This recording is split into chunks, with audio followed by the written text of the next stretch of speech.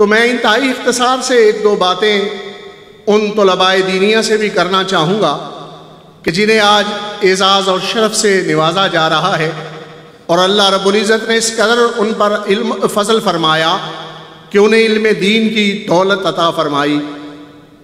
دیکھیں، آپ پہلے آپ کی ایک حیثیت جو ہے وہ یہ تھی کہ آپ جامعہ اسلام آباد کے طالب علم تھے، ایک حیثیت یہ تھی کہ آپ معاشرے کے نوجوان تھے، لیکن آج جب آپ کو سند اعزاز حاصل ہو جائے گی، دستار فضیلت آپ کے سر پر رکھی جائے گی، ایک طرف تو یہ خوشی کا موقع ہے کہ اتنا بڑا اعزاز اور اکرام حاصل ہو رہا ہے، اور دوسری طرف یہ ایک بہت بڑی ذمہ داری بھی ہے جو آپ پر فائز کی جا رہی ہے۔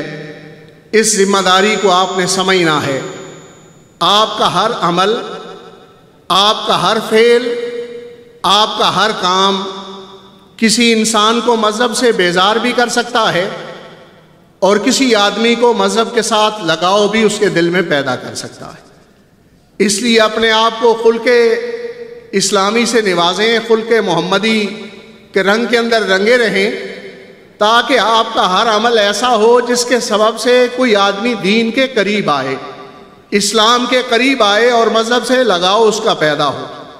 دیکھیں، کام آپ کریں گے تان شریعت محمدی پر کیا جائے گا، فعل آپ کا ہوگا تان رسول اللہ صلی اللہ علیہ وسلم کے دین پر ہوگا، کام آپ کا ہوگا اور تان یہ 1400 سالہ جو تاریخ ہے اس پر کیا جائے گا۔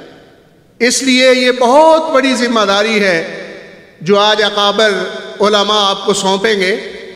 اس ذمہ داری کو سمجھتے ہوئے پہلے بھی طالب دین کی حیثیت سے ظاہر ہے آپ کی بڑی ذمہ داریاں تھیں، لیکن اب جب عالم ربانی کے روپ میں آپ معاشرے میں جائیں گے تو آپ کی حیثیت ایک طرف سفیر اسلام کی ہے، اور دوسری حیثیت جامعہ اسلام آباد کی وہ خوشبو ہے جو آپ نے معاشرے کے اندر پھیلانی ہے۔ تو ان ذمہ داریوں کا احساس کرنا ہے۔ فتاوی عالمگیری کی روشنی میں آپ کی تعظیم شریعت محمدی کی تعظیم شمار کی جائے گی، اور آپ کی اہانت شریعت محمدی کی اہانت تصور کی جائے گی۔ اس لیے اس اعزاز کو سنبھال کے رکھیں، اس امانت کو سنبھال کے رکھیں، اور اس امانت کو اچھے طریقے سے آگے لوگوں کے سپرد کرنے کی کوشش کریں، اور اچھے انداز میں جو ہے وہ تبلیغ کی ذمہ داریاں اور اس میں دین کے قریب کرنا لوگوں کے، آپ کی دی ہوئی محبت کسی کو دین محمدی کے اس قدر قریب کر سکتی ہے کہ اس کی آخرت بھی بن جائے اور اس کی دنیا بھی سنور جائے۔ اس لیے پیار اور محبت کے ساتھ معاشرے کے اندر تبلیغ دین کی ذمہ داری کو انجام دینا ہے۔ ادع الی سبیل ربک بالحکمہ۔ تو ایسی صورت میں بعض اوقات جو ہے وہ سمجھانے کے لیے کئی کام کرنے پڑتے ہیں، لیکن بہتر طریقہ یہی ہے کہ اللہ رب العزت کے راستے کی طرف بلانے کے لیے حکمت سے بلایا جائے۔ دیکھیں، صوفیاء کرام اہل اللہ بر صغیر کے اندر تشریف لائے تو انہوں نے پہلے یہاں کی زبان کو سیکھا، پہلے یہاں کے عادات و اطوار، یہاں کے کسٹمز ٹریڈیشن کو جانا۔ ان لوگوں کے ساتھ زبان کے سبب سے وہ قریب ہوئے، لوگوں کے عرف کے حوالہ سے جو ان کے کام تھے ان کے حوالہ سے قریب ہوئے۔ پھر اس کے بعد ان کے سینوں میں لا الہ الا اللہ محمد رسول اللہ کے نور کو منقلب فرمایا۔ اس اعتبار سے لوگوں کے ساتھ انتہائی موافقت، لوگوں کے ساتھ اٹھنا بیٹھنا چلنا، جتنا آپ ان کے قریب ہوں گے، دیکھیں اجتماعی تبلیغ کے بڑے اثرات ہیں۔ ممبر شریف پر جو آپ کہتے ہیں اس کا بڑا اثر موجود ہے، لیکن اس سے زیادہ انفرادی تبلیغ مؤثر ہے۔ ایک ایک آدمی کو تبلیغ کرنا، الگ الگ اسے وقت دینا، الگ الگ اس کے ذوق، اس کی طبیعت، اس کے مزاج کو سمجھ کے اس سے بات کرنا، اس کے بہت زیادہ اثرات ہیں۔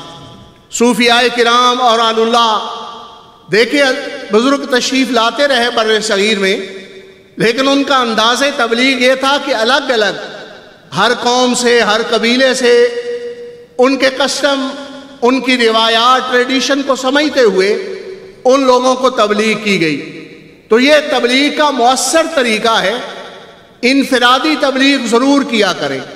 جن سے آپ کے معاملات ہیں، دکاندار سے سودا لیتے ہیں، کوشش کیا کریں کہ میں صرف اسے سودا نہیں لے رہا بلکہ میں اسے دین محمدی کے قریب کر رہا ہوں. ڈاکٹر معالج کے پاس آپ علاج کروانے کے لیے جاتے ہیں، آپ کے ذہن میں یہ بات ہونی چاہیے کہ ڈاکٹر صاحب سے دوائی تو میں تجویز کرواؤں گا لیکن میں اسے شرع شریف کے قریب کروں گا، دین کے قریب کروں گا، مذہب کی محبت اس کے دل میں ڈالوں گا. آپ جہاں بیٹھے ہیں، جس علاقے میں بیٹھے ہیں، جس سے جو تعلق ہے، اس سے یہ اس بات کو ذہن میں رکھیں کہ آپ کی شخصیت عام شخصیت اب نہیں رہی، آپ ظاہر ایک عالم دین ہیں، آپ کا کردار، آپ کا کیا ہوا عمل ایک اثر رکھتا ہے. تو آپ اس حوالہ سے جہاں اجتماعی تبلیغ کی ذمہ داری ادا کریں گے وہاں انفرادی تبلیغ کو اپنے ذہن میں رکھیں. اور سب سے بڑی بات کہ معاشرے کے اندر جو ہمیں سب سے زیادہ جس لابی کے ساتھ مقابلہ ہے وہ لادین عنصر ہے. تو بے دین لوگ ہیں، دیکھیں مساجد میں کتنے لوگ آتے ہیں اور معاشرے میں کتنے لوگ موجود ہیں. بازار میں جا کر دیکھیں کمیونٹی کتنی ہے، پلے گراؤنڈ میں دیکھیں کتنے افراد موجود ہیں، باقی جگہوں پر جہاں پبلک پلیسز ہیں وہاں دیکھیں کتنے افراد ہوتے ہیں، اور مساجد کے اندر کتنے لوگ ہوتے ہیں. اس سے اندازہ لگائیں کہ ہمارے ساتھ کیا ہو رہا ہے اور ہماری ذمہ داریاں کیا ہیں. باہمی تفریق یا تشدد کے ذہن کو بڑھانے کی بجائے آپ لادین لوگوں کے مقابلے میں کھڑے ہو جائیں اور آپ ان کے سامنے جا کر محبت رسول صلی اللہ علیہ وسلم کا پیغام، عشق رسول صلی اللہ علیہ وسلم کا پیغام دیں. اس لیے کہ آپ کی فکر صوفیاء کی فکر ہے، آل اللہ کی فکر ہے، یہ عدم تشدد کی فکر ہے. تو اس کے انداز میں آپ تبلیغ دین کی ذمہ داری کو ادا کریں. اور لادین عناصر کی جو مملکت پاکستان کے اندر سازشیں ہو رہی ہیں، ہماری اسٹیٹ اور ریاست کو نظریاتی سرحدوں پر جو ہے وہ مقابلہ ہے، اور وہ لادین لوگ ہیں، لبرل لابی ہے جو ہماری اس وطن کی نظریاتی اساسوں پر حملہ کر رہی ہے. تو آپ نے اس انداز میں تیاری کرنی ہے کہ یہ اللہ رب العزت کی طرف سے جو ہمیں عطیہ دیا گیا، مشائخ اہل سنت، علماء اہل سنت کی کاوشوں سے جو انعام ہمیں حاصل ہوا ہے، اس انعام کی نظریاتی سرحدوں کی بھی حفاظت آپ نے کرنی ہے. اور یہ کوشش و کاوش معاشرے کے اندر آپ نے جاری رکھنی ہے. اور یقیناً میں اس حوالہ سے پر امید ہوں کہ آپ لوگ ہی یقیناً اس کا پیش خیمہ بنیں گے اور اس انداز میں کوششیں اور کاوشیں کریں گے. اللہ رب العزت جامعہ اسلام آباد کو روز بروز ترقیوں کے مراحل عطا فرمائے.